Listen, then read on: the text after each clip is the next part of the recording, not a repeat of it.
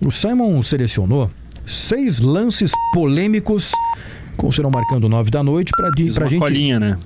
Pois hoje precisa, né? Pra gente destrinchar lance por lance do que aconteceu hoje à noite durante Corinthians 4, Inter 2. E aí quando o Roger Machado chegar, o Leonardo Acosta vai interromper. Primeiro lance, Simon, o pênalti não dado para o Inter quando o jogo estava 0-0. E eu vou tentar trazer o contexto do andamento da partida naquele momento. Jogo 0-0, Gabardo. E é uma jogada, logo depois de uma cobrança de escanteio, a bola ia sobrar na área para o Wesley e o Yuri Alberto acaba fazendo um gancho, uma alavanca com o braço esquerdo, impedindo que o Wesley avançasse. Muita gente faz a interpretação, que eu discordo, que o Wesley também puxa o Yuri Alberto. Não, o Wesley tenta se livrar com o braço direito para progredir e tentar pegar a bola para levar o Inter ao gol. E é um movimento de queda do Wesley a partir desse puxão, né, essa alavanca feita pelo Yuri Alberto. Para mim, esse é o primeiro lance polêmico da partida, que o VAR deveria ter acionado o Paulo César Zanovelli para a marcação de um pênalti para o Internacional quando o jogo estava 0-0. Vamos então para o segundo lance polêmico da noite. E o segundo lance polêmico da noite, o gol de empate do Corinthians, anulado naquilo que seria o empate em 2-2. Lance muito rápido, né, Gabardo? Porque o Yuri Alberto faz o gol, mas na origem da jogada, né? E num primeiro momento não pareceu, somente depois, numa câmera que estava posicionada atrás do gol do Internacional, é possível verificar que um carrinho do Mateuzinho, carrinho lateral, atinge primeiro o pé do Wesley, que está envolvido também nessa jogada, e depois pega a bola. Uma ação faltosa, não é à toa que o árbitro é chamado pelo árbitro de vídeo, vai ao monitor, verifica, volta, anula o gol e dá cartão amarelo pro Mateuzinho. Um lance quase na frente do bandeirinha, e o próprio juiz poderia, pela visualização no campo, ter visto. Mas daí o VAR trouxe justiça a essa situação. Aí um acerto da arbitragem, mas é um lance polêmico também. Vamos para o terceiro lance. Cartão para Yuri Alberto, que poderia ser dado, né? O Vitão falou sobre isso na entrevista. O que poderia gerar a sua expulsão. Terceiro lance polêmico da noite, Simon. Eu deixei para falar depois do jogo, porque ele depende de uma explicação um pouco maior. Com bola rolando, com o delay, ficaria um pouco difícil. E é justamente nesse gol do próprio Yuri Alberto, que seria o 2-2, Gabardo. O Yuri Alberto, ele faz o gol que posteriormente é anulado, mas ele vai para o alambrado, abraça torcedores.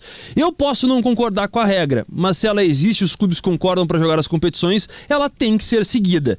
Deveria receber o cartão amarelo. Ah, mas o gol foi anulado. Não interessa. Ele fez essa ação. Se o jogo tá 0-0, ele vai fazer isso com bola rolando, ele recebe cartão amarelo. Então faltou o amarelo pro Yuri Alberto, que posteriormente faz falta, porque depois que ele faz o 3-2 num gol de pênalti, ele tira a camisa e mostra pra torcida, e aí seria o segundo cartão amarelo. Então um amarelo que fez falta na contabilização final.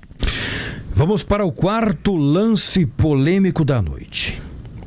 O cartão vermelho, né, que foi o segundo cartão amarelo do Bruno Henrique, e que mexeu com o resultado do jogo, né? Pois é, o jogo estava indefinido ainda, né, Gabardo? E o Bruno Henrique recebeu um primeiro cartão amarelo a 2 da segunda etapa. Um pisão leve no adversário. Para mim, indiscutível esse cartão. Mas esse segundo, primeiro que há uma falta logo antes, um pouco antes, melhor dizendo, dessa movimentação do Bruno Henrique. Que o Romero tenta progredir, é derrubado pelo jogador do Corinthians, e logo depois o Bruno Henrique dá um encontrão, joga o corpo, não é um carrinho, e por isso para mim não era lance para amarelo. Foi falta, sim, mas não era um lance para amarelo. O juiz tinha esquecido, ele sucumbiu à pressão da torcida e dos jogadores do Corinthians e dá o amarelo. Parece que depois que ele dá o amarelo, ele nota: é o segundo, vou ter que expulsar o Bruno Henrique. E importante, não era lance pro VAR, porque era uma situação de cartão amarelo, por isso não cabia a revisão nessa situação. E para mim erra a arbitragem na aplicação do segundo amarelo do Bruno Henrique, que levou a expulsão do jogador do Inter. Quinto lance polêmico da noite. Gol da virada anulado do Corinthians. O jogo estava 2-2 e o gol foi bem anulado. E até um lance ainda mais claro, porque não foi um carrinho do André Ramalho, mas na dividida ele atinge primeiro o pé do Luiz Otávio. Origem da jogada, o gol que seria do Memphis Depay foi anulado até de forma rápida, numa boa intervenção do árbitro de vídeo. E para fechar, o pênalti marcado para o Corinthians, que foi convertido pelo Yuri Alberto. É talvez um lance bem interpretativo, Gabardo, mas a leitura que eu faço é que foi equivocada a ação do árbitro de vídeo. Por quê?